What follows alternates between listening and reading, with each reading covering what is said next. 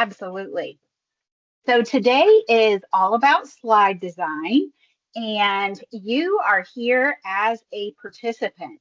So push aside those note-taking materials, lessen your anxiety that you do not have a link to the slides yet, and be reassured that you are going to be provided with everything at the end of the session. You will have the slide deck, and beyond that, you will have I think it's 11 pages of detailed notes about everything, all the thoughts behind every slide. And it will probably say it a whole lot better than I'm able to say it aloud today. So just be comforted with the fact that it's all coming, and your job is simply to participate today. So without further ado, I am going to share my screen and we will get started. Actually, before I share my screen, I'm going to show you something that is important to this session.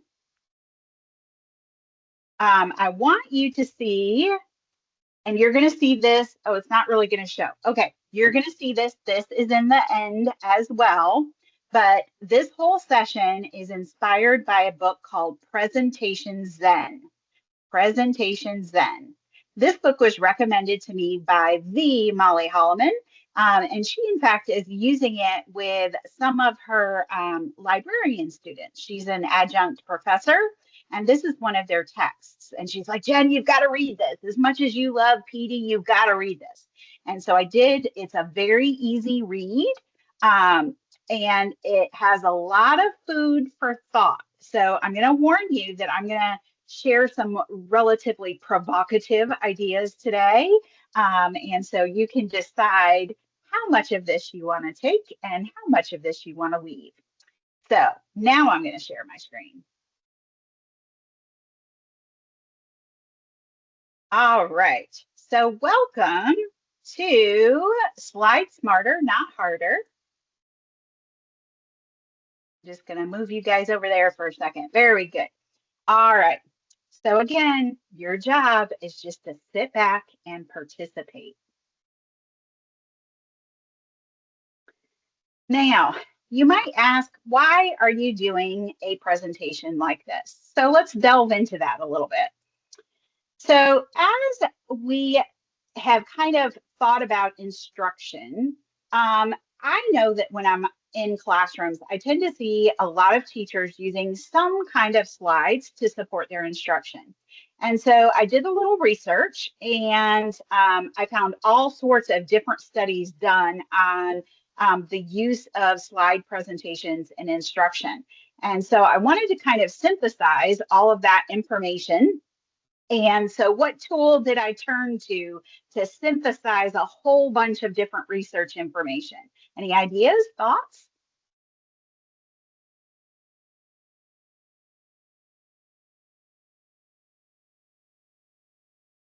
Okay, well, I can't see the chat, so I don't know if you're answering or not, but I turned to generative AI. And so when generative AI synthesized all of the studies, they concluded that 80 to 90% of teachers are using slide presentations for at least some aspect of their instruction.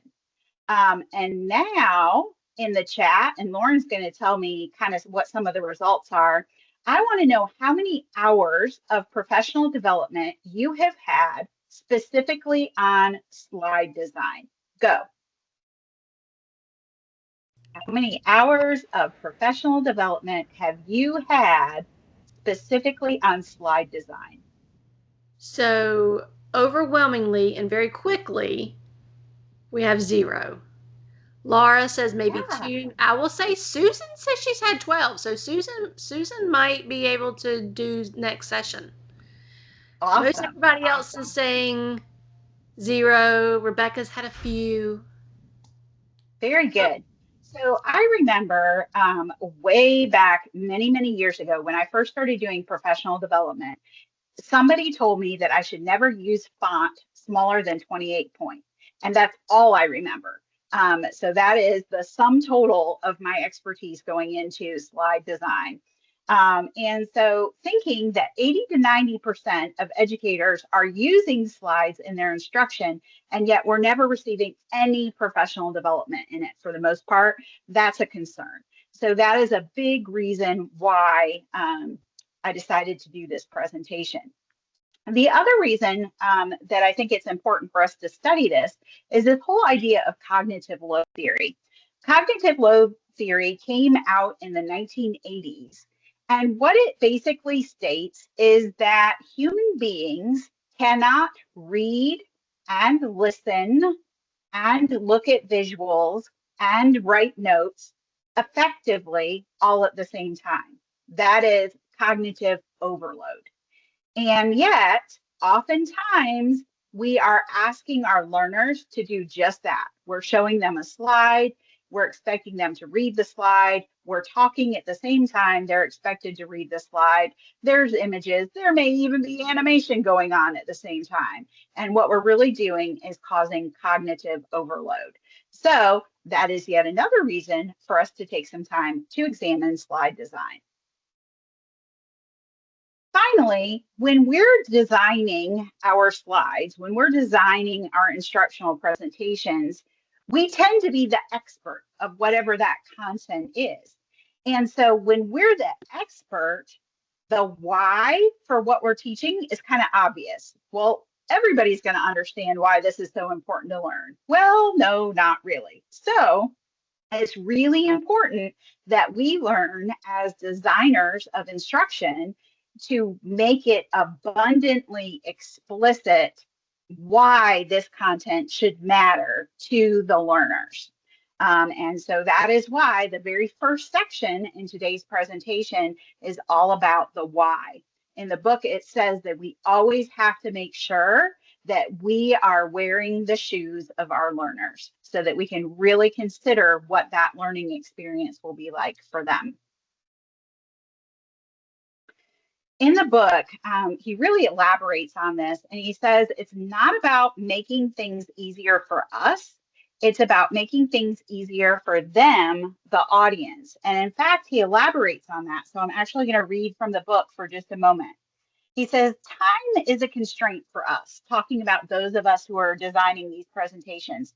But what if, when planning a presentation, we took the notion of saving time and looked at it from the point of view of our audience instead of our own personal desire to do things more quickly? What if it wasn't just about our time, but it was about their time? I can save a lot of time on the front end when I'm making that presentation, but I may waste time for others on the back end. So for example, if I give a completely worthless death by PowerPoint presentation to an audience of 200, that equals 200 hours of wasted time. But if I put in extra time in the planning and designing, then I can give the world 200 hours of worthwhile, memorable experience. So that really stood out to me. And again, that is part of the why for today's session. So once all of the learners understand the why we're coming together, then it's all about the story. You've got to tell a story. And so this next section, we're going to dive into this idea of story a little bit more. In the book, there is, an approach to professional development or to presentation design that's shared by Dr. Ross Fisher. And he says that when you're designing an effective presentation, you should use the P-cubed strategy. So the P-cubed strategy says there's three important aspects of your presentation. The story is P1. The media that you choose to support the telling of your story is P2. And then how you deliver that story, that presentation, is P3. So he says the value of a presentation is the product of these three factors, thus making it the P-cubed value. Now, this is Dr. Ross Fisher, and what I find fascinating about this particular example and about this book is that Ross is not an educator. Ross is a pediatric surgeon from England. And so this book that I'm recommending to you is not a book for teachers. It's a book for anybody who does slide presentations. So I've just told you he's not a teacher, but here's what he has to say about this P cubed model. He says, as clinicians, we need to construct presentations that facilitate learning rather than data delivery. An overload of facts does not equate to an abundance of learning. Text-heavy slides are educationally counterproductive and actively hinder the retention of information. So I think it's just really interesting, all of the experts that come together and share stories in this particular book, knowing that many of them by profession are not actually educators. So human beings naturally think in the story or the narrative structure. And so as humans, we naturally understand and look forward to that story structure. So when we consider good stories, they have an interesting, clear beginning. They have, I love this word, I think it's my new word. They have a provocative, engaging content in the middle. And then our stories have a clear conclusion. So as we're thinking about designing professional development through slide design, we need to make sure that we are identifying the problem, that we're identifying causes of the problem. And then as the facilitator, you're going to demonstrate how and why you solved the problem. So as we're designing our professional development, we should keep this narrative story structure in mind. Another aspect that's really important to this idea of story is our voice. Think about when you like to listen to somebody reading something. You don't want to listen to that person that is literally reading something one word at a time.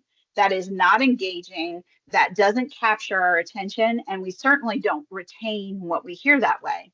But if we're listening to someone who is a charismatic storyteller, then they've sucked us in, they've got us. And so that's what we want to do when we are sharing a presentation. We need to suck in our learners. We need to make sure that we are capturing them with our voice. And along with that comes this idea of authenticity. I can be the expert that's reading word for word, but then I am not capturing hearts.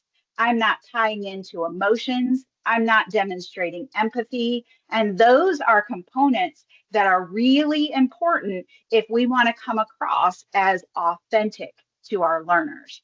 So really using that storyteller's voice to share your information is important. Now, here's what that means. And I will tell you that this particular PD session has made me very nervous. Because if you're going to present something as a story and you're going to use this voice that really captures your learners, then guess what? You need to know your content. Okay. I have lots of notes here. I have lots and lots of notes. I have the book. The book is flagged with all these different pieces.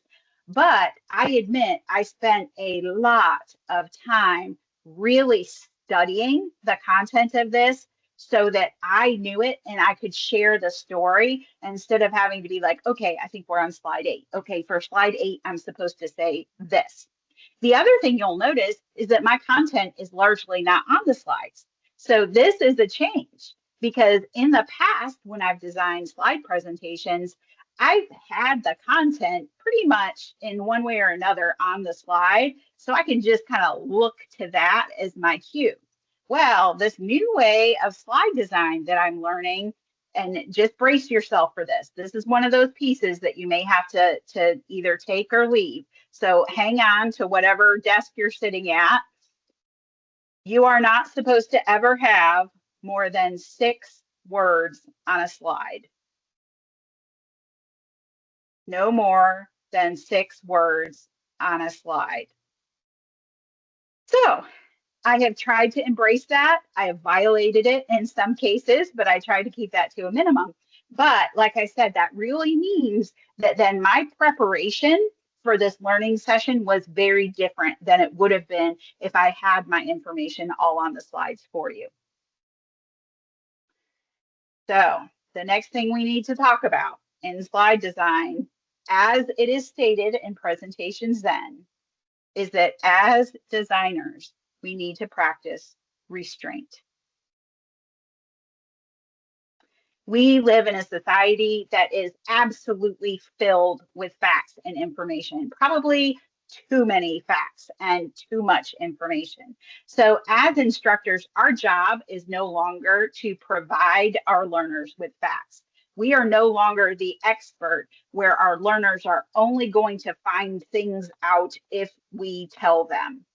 Instead, our job has shifted to being the people that give context to the facts and information, that make it meaningful, that make them understand it, that make them understand how it relates to them and the lives that they're leading.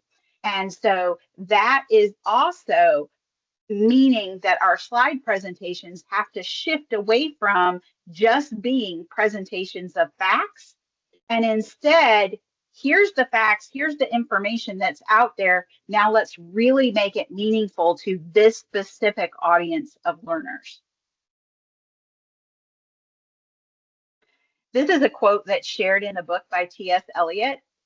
He says, when forced to work within a strict framework, the imagination is taxed to its utmost and will produce its richest ideas. Given total freedom, the work is likely to sprawl. Now, I've designed a lot of presentations, and I know that this is something that I've said with great regularity. I know there's way more in this presentation than we're going to get to today, but I just wanted to put it all in there for you. Okay, that would be an example of not practicing restraint. That is sprawling. And I am an admitted sprawler. So when I'm using this new slide design approach, I really had to think about things differently. I'm pretty good at knowing how much time I have and how much content can fit within that time. But instead of dumping everything I just want to make sure they know in, I really had to focus on what I thought was the most important content to share, and that is practicing restraint. So I don't know if you recognize this slide or not, but it is a slide from the Star Wars series.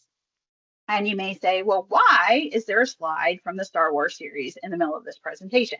Well, there's actually a couple reasons. So I'm going to say two of the kind of superficial reasons first, and then really dig into why I'm using this one. So one of the things I want you to notice is that I have chosen to fill this entire slide with an image. Now, my other slides have not been entirely filled by a single image.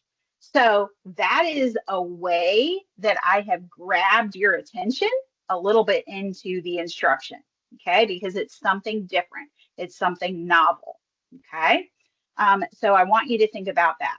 The other reason why I may have chosen to include this is I'm not necessarily one of them, sorry, but there's a lot of people that really, really like the Star Wars films.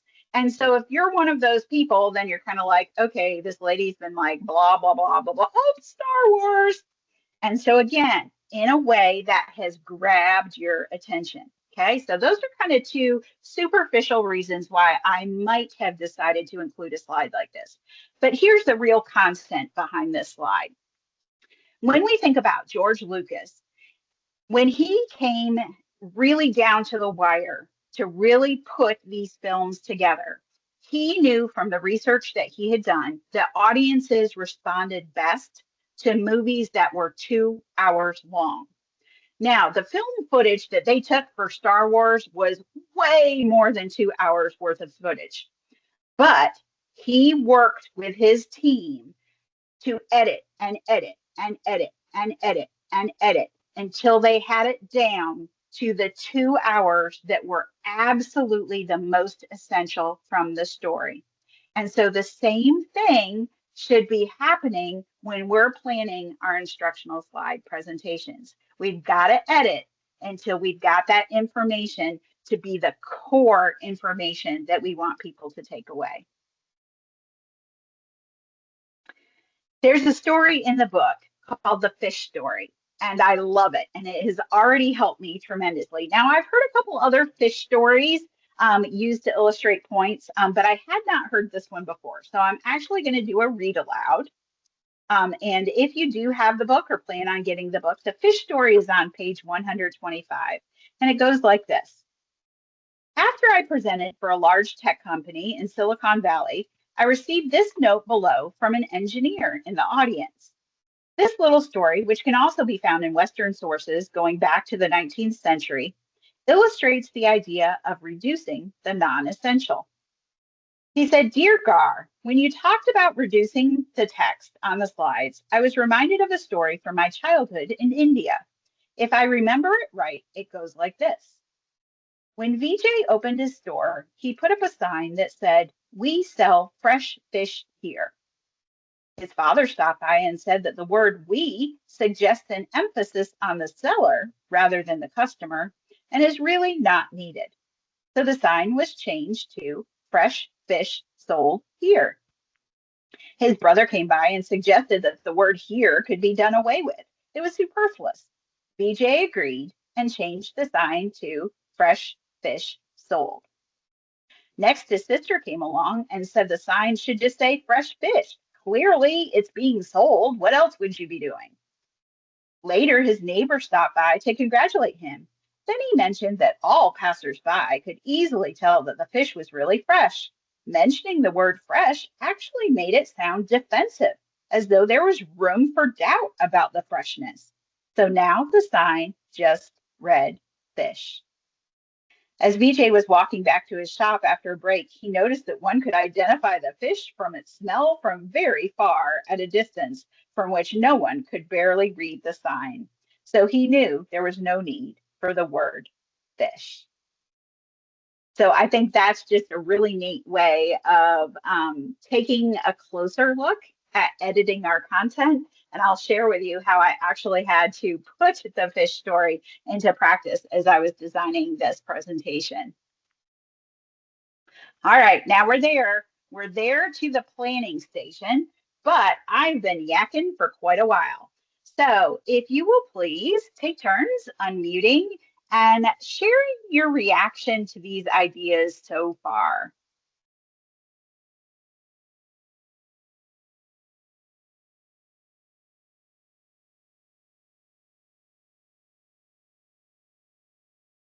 I think it, Go ahead. sorry. I think some of them are new, but a lot of it's like, oh, I know that. Why am I not putting in practice kind of thing? Like that's something I should be doing anyway. I already know better.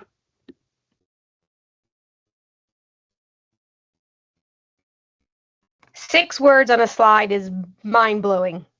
Like, whoa, I abuse that.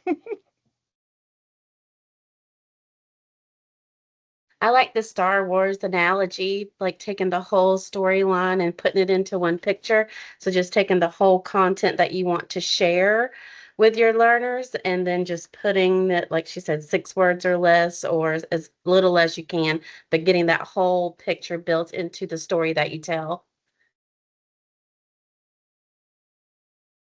I think I would have to pair the more visual presentations with like maybe a printed document with text for them to read and then kind of toggle them back and forth. So that would be where the presentation design and the content design would work in tandem, but be in separate modalities.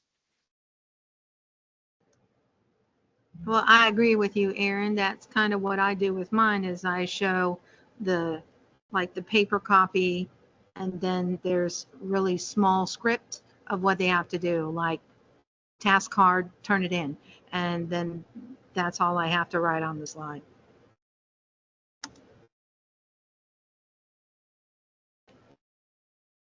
Thank you for sharing those ideas. So in the book, and I have a hard time saying it, but they refer to making sure that our presentations are not, I have it in here, not a slideometry, I think is how it is. And so, or not a slideoment. They really talk about like making a distinction between a document and a slide presentation and making sure that those are two distinct jobs, that they're not exactly the same thing. So that's just a fun part. All right, so let's talk about how to plan this. Now, I actually used this planning process for this presentation. So I read the book and then I went back and I tried to implement it exactly the way they describe in the book. So here we go.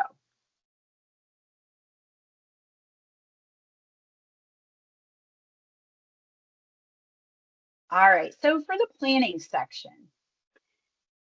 the first thing that the book says is that you have to start planning by asking the right questions. And they said oftentimes when he's presenting this content, the audience members ask him the wrong questions. And one of the examples he provides is that he says that he gets asked a lot, how many slides is the right number of slides? And that just took me right back to the classroom when I would assign a writing assignment. And the very first thing the students would say is, how long does it have to be? And I would be like, I can't answer that.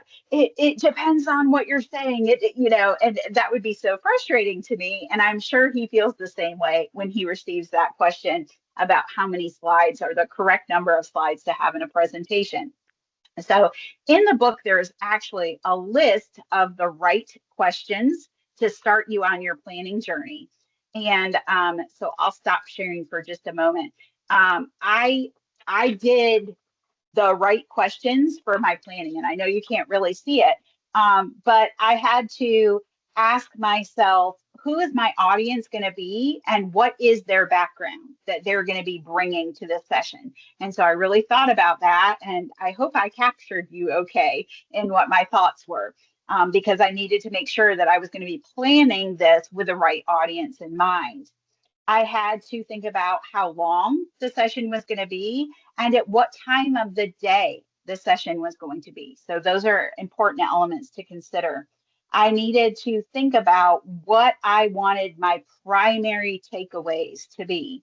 And then one of the questions that really stumped me for a while, and I'm still not sure I have a great answer for that, but one of the questions is, why am I the person to be designing this particular slide presentation?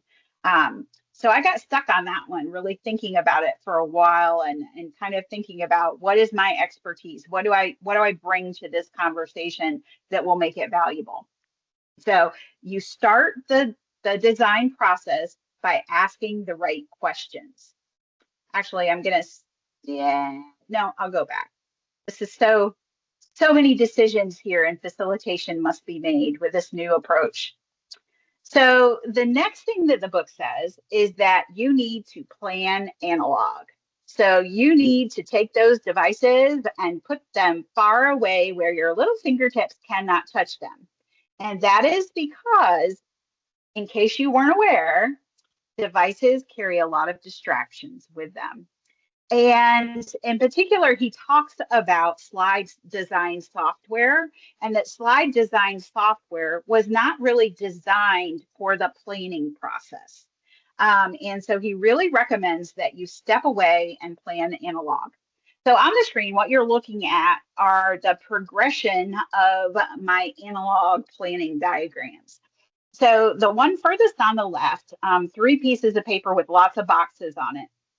That's where I finished reading the book and I made a little box to represent each piece of information from the box that I thought you needed to know. And I came up with 55 boxes for a 60-minute presentation. And even I know that restraint would be needed. And so you can, if you look real close, you can see I really started paring things down even at that part of the process. I've X'd out some of the boxes. And so I knew that 55 was too many pieces of information to be sharing. That was not the most essential. So in the section in the middle, I cut out all those little boxes. Yes, I could have used sticky notes, but I didn't. I don't know why.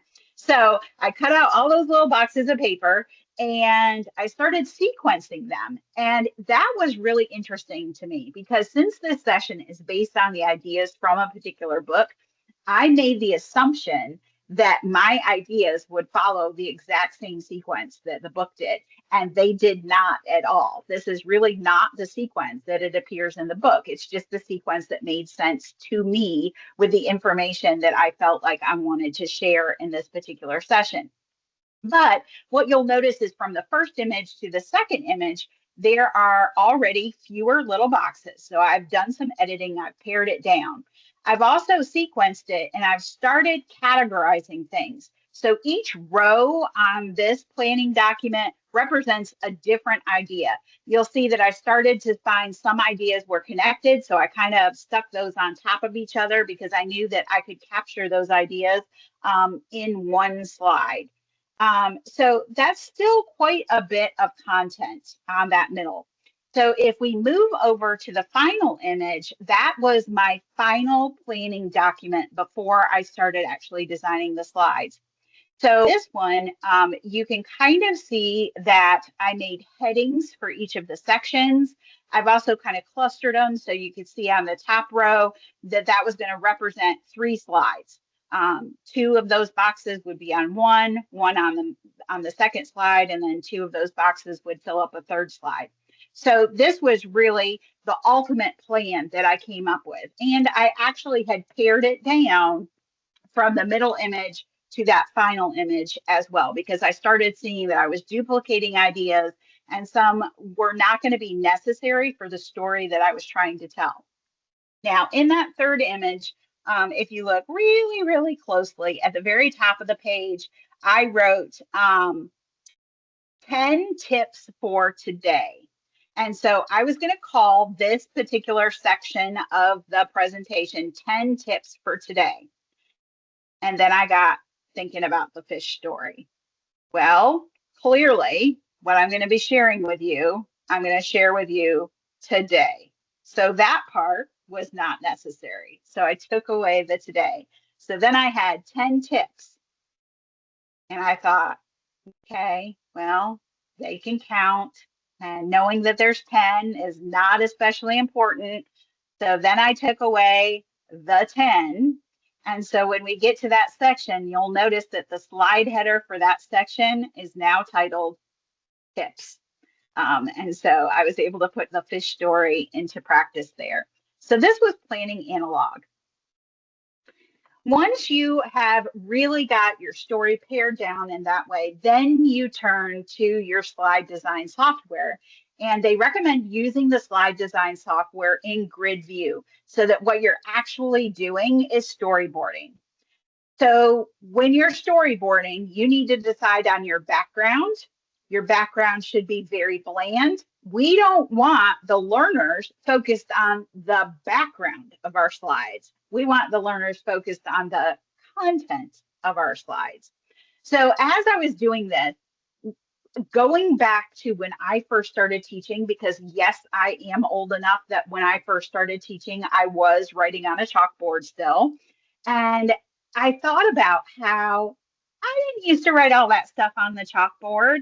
I naturally knew how to pare down information when I used to have to put my content on the chalkboard because I wasn't going to write all that stuff. And so I just kind of had that chalkboard image as I was planning. And so I chose to use a chalkboard as the background design for the presentation. Then they recommend using section headers that are kind of related to your content, but that would definitely stand out. So you can see my section headers are still a chalkboard, but they're a different color, a different representation. So they stand out and are clearly section dividers. And so then you just fill it up. Like I had told you, I knew from my plan how many slides I thought I was going to need in each section. So I had my section headers in there and I plopped in blank slides that were the appropriate number in each section. And that was my storyboard. And then I started adding the content in at that point. So look, tips. Size matters. So I have seen these ratios for a really long time when I've been designing presentations, and you may have understood what they meant. I had no idea what they meant. But the book does a nice job of explaining it. So the 4:3 ratio is also known as standard. And it was standard at a time when our television screens were very boxy and square in shape. And when we would go to presentations and the screens would be very boxy and square in shape. And so when you were designing for that type of screen, the best ratio that would fill that screen most completely was a 4:3 ratio. Well, then came widescreens. And most of our televisions today are widescreens. And if you look at the screens that are used in a conference center today, those are largely widescreens. And so when planning a design that's going to be on a widescreen, you should select the 16:9 ratio. I didn't know that. The other one said standard, so I've always chosen standard because it sounded very safe. Now, does it matter immensely? No, but if you think back to presentations that you've seen, if you ever noticed a slide where there was a blank band on the top and the bottom, or a blank band on the sides, that's because it wasn't the correct ratio for that particular slide. So that was news to me. All right, second tip, the signal to noise ratio. So you want this ratio to be very small, meaning you don't want a lot of noise. So here on this slide, you'll see an image from one of my other presentations that I recently designed. And of course, as soon as I read this book, I was horrified with myself. So if you take a look at this slide, there's a video, there's an image, there's links, there's a screenshot, there is a citation. There is so much. And so this idea of signal to noise is that your eyes should immediately know where to start and what flow to follow. And my slide is a chaotic, noisy mess. Okay, so this is an example of what not to do for signal to noise. Aha, empty space. I think empty space and Canva do not go hand in hand. I have surrendered much of my life to Canva over the last few years. And what I found is that if there's empty space on one of my slides, I automatically go over to that element section and add something else in there. And what they say is that we need to embrace empty space because empty space makes what is most important stand out more. And it makes it easier for our participants, our learners, to remember the content that is important for them to learn. So embrace empty space. Sorry, Canva. Then there's something called the picture superiority effect. And the picture superiority effect is a concept that simply means a picture is worth 1,000 words. So the human brain remembers images better than it remembers words. And so if you can represent a concept with an image, your participants are going to be more likely to remember that than if you have a paragraph explaining the same concept. So a picture is truly worth 1,000 words when you're teaching. This next one, I may not explain very well. I am not a photographer, and this concept really does come from the art of photography. So this is the rule of thirds. And so you take your image, which in our case would be a slide, and you divide it into this 3x3 grid. And many of us are lovers of, what's the word I'm looking for? When things are centered. Yep, can't think of that word. I think it starts with an S, but Alignment? Symmetrical. that's the one.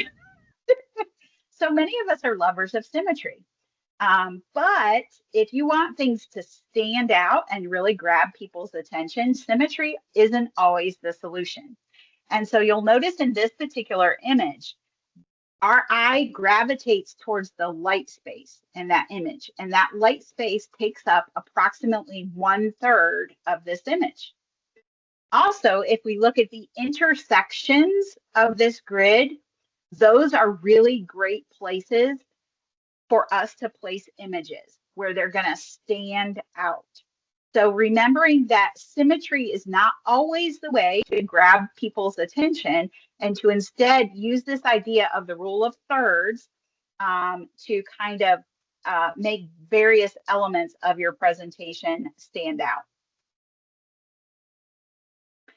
They also recommend the use of large images where you're able to put a contrasting color of text right on that image. You'll notice that's what I did with my section headers. I took that chalkboard, made that chalkboard fill the screen, and then used that bold, large text that was a contrasting color to really draw attention to that. So use large images. They really talk about high quality images that are photographs, and then use contrasting colors of text. Quotes are really powerful to put on slides, as long as like you're not putting the whole page of a book on the slide. And so earlier in the presentation, I chose to add that T.S. Eliot quote as the entire slide. All right, so this is about research that shows us that humans really gravitate towards images of faces. And the book explains that that's why so many billboards and advertisements have like really close-up images of faces on them, because our attention just goes to these faces. But even beyond that, we need to pay a close attention when we're designing our slides to what direction the faces face, and have that directionality really help tell our story. So you can see in this example from an earlier slide, I've got that lady's face there, but not only do I have the lady's face there, she is looking at the content that I want you to pay attention to. And so we want to make sure that our faces or our objects, if we have an arm pointing out or anything like that, we want to make sure that that is helping the learner's eye be drawn to the content that we want them to pay attention to. Okay, I want to hear you talk about this one. Who wants to unmute and tell me what they think this tip is about?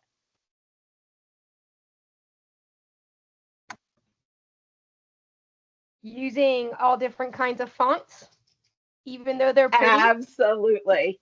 Ding, ding, ding. So this one's kind of funny for me because my brother has a master's in advertising design. And so for years, he's kind of scoffed at educators' presentations and use of fonts. And in fact, for a while, he literally called me Comic Sans. And it was not a compliment. So I've known for a while that I should pay attention to my fonts, but the book really explains it in a way that I did not understand previously. So when you're designing slides, you want them to be very accessible to your audience. And so you want to choose a sans serif font. So sans serif really means like without any curly loopy stuff hanging off the letters. We want it to be just a very straightforward font. This really has influenced me. For example, I supervise student teachers. And some of their presentations are so cute. But oftentimes they're teaching elementary students who are just learning letter formation and they're just learning how to read. And they're still having to learn how to read at a letter by letter approach. And if we're, for example, choosing a font that has the A that's a little fancier than how we learn to write the A, think about how confusing that is to a child who's just learning letter formation. So this one really hit home to me. And so I was very proud. I took a picture of this slide and I texted it to my brother, and his response was, "Bust whoa," which is how that first "just know" could be read. So I'm trying. Also, no, mostly. This one's going to be difficult for some folks. We're not supposed to use bullet points in our presentations. So, bullet points are designed to be used with great restraint in documents. Bullet points were never designed for presentations. And especially if you're using bullet points, which are followed by long phrases, sentences, or paragraphs, then you're like violating all of these slide rules. So if it makes you feel any better, the example I put on this one is another one of my presentations that I'm currently using, where I very clearly violate this as well. So ultimately, be different. The book talks about this in a couple different ways that I really like. So of course, I'm going to share those ways with you. And I'm flipping through the very note sheet that you're going to get. The author states, audiences are so used to so-called death by PowerPoint that they've seemingly learned to see it as normal, even if not ideal. However, if you are different, if you exceed expectations, show the audience that you've thought about them, you've done your homework, you know your material, and you've demonstrated through your actions how much you appreciate them being there, chances are you'll make an impact and a difference. And then later he says, back down here on Earth, the seemingly mundane business of a conference presentation designed and delivered with the help of slideware can be a very creative thing. A presentation is an opportunity to differentiate yourself, your organization, or your cause. It's your chance to tell the story of why your content is important and why it matters. It can be an opportunity to make a difference. Ta-da! So on this slide, the slides are linked. You'll also see a link to the presentation handout. There's a QR code to access it. And I should probably think about putting it in the chat, which I'll do in just a moment. So just know that all of that stuff is going to be here at your fingertips. And so while I work on that, Lauren, do you want to talk a little bit about some upcoming opportunities? Absolutely. So this is actually the first in a 7-part series for coaches. It's for instructional coaches, digital teaching and learning coaches. And so our next one, I believe, is on February 18th. It will be again at 4 p.m. and it is going to be on engagement strategies that you can use in face-to-face or online professional learning opportunities. You can find all of these sessions in the same place where you found this one, which is going to be in Eventbrite. So we will also be together on March 4th. This is right before NC Ties. And so our focus is going to be on making connections with other coaches beyond the conference. We will also, and this I'm not sure if this is in Eventbrite yet or not, but we will be having, if you are a Coaching Collaborative alumni, or one of our NC Bold Ambassador alumni, we will have an alumni event as a pre-conference session March 5th at NC Ties from 9 to 12, and that is in Eventbrite as well. So when you go into Eventbrite, you can actually follow the Coaching Collaborative collection, say that 5 times fast, and be alerted as we add new events. I do know also, Jen, am I allowed to share about the upcoming book study? Okay, she's giving me permission. All right, so at NC Ties, we will be launching a book study on, wait for it, dun, dun, dun, dun, Elena Aguilar's Arise. This is her new book that is all about transformational coaching, the art of transformational coaching. So we will be doing a book study with that book through Canvas. So we will have that registration in Eventbrite coming up soon as well. And you'll get access to that course beginning in March. So if you can't attend the conference, but you're an alumni and you receive the invitation to come to the pre-conference event, you don't have to pay for that event. It's just like,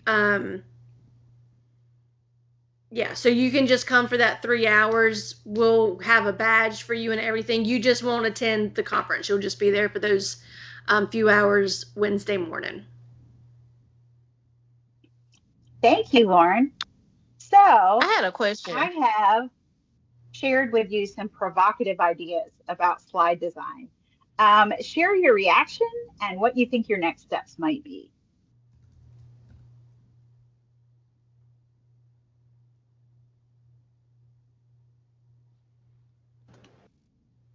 I put mine in the chat, but more pictures, keeping with the bullet points.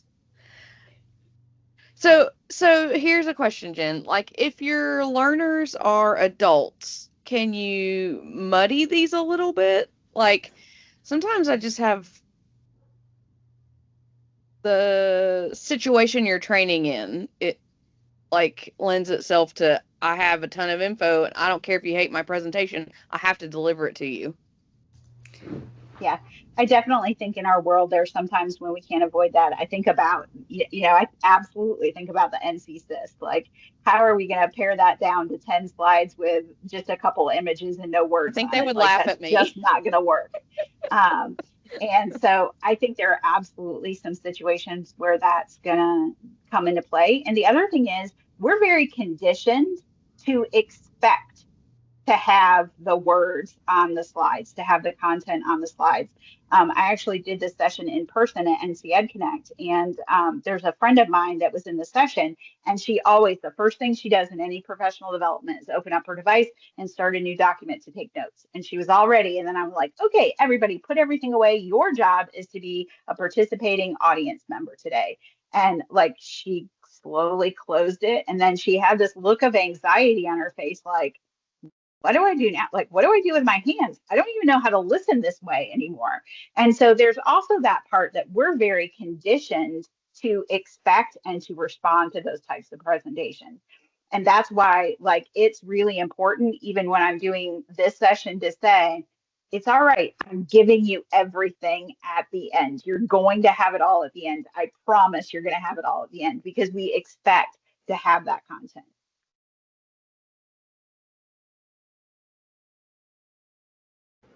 I had a conference about the March 5th. I think it's March 5th from the 9 to 12. Is that online or is it in person in Raleigh?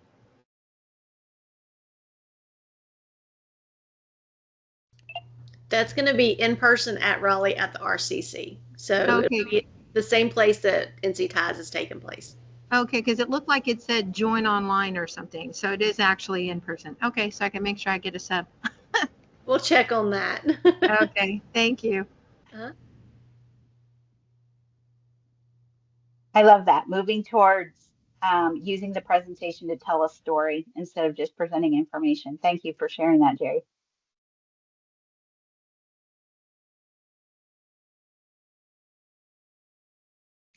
All right. Well, thank you for joining us. Oh, who's Sorry, going to share? it's Who's me. going to share? That's Tiffany. I was just wondering about like, in my STEM class, for example, like I have on slides instructions to do certain things like co-spaces, for example, is what I'm doing now. Would you suggest that I like do one slide per click? Like what do you think in that case?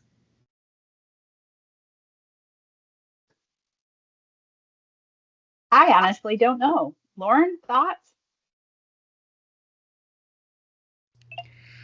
You know, don't get mad at me for saying this. Yeah.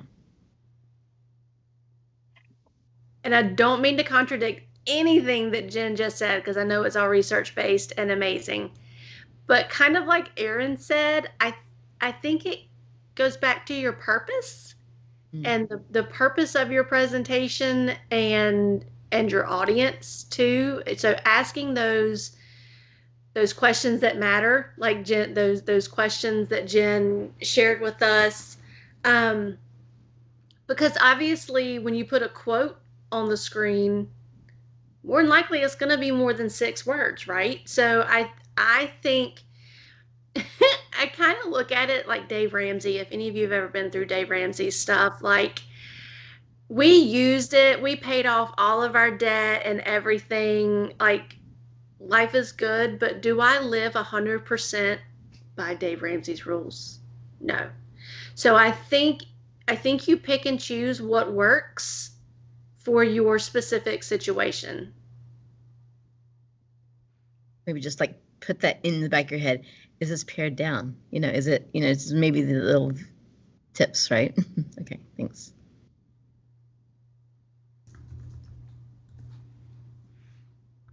Thank you so much for joining us today. I hope we hear from you between now and the next one. Share with us what your ideas are. Share with us if you try any of our ideas. And otherwise, we will see you in a couple weeks.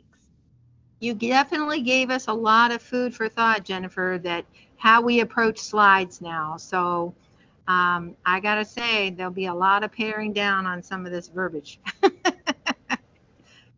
Well, good luck. It's not easy. Yeah. Less is more. That's what they say now.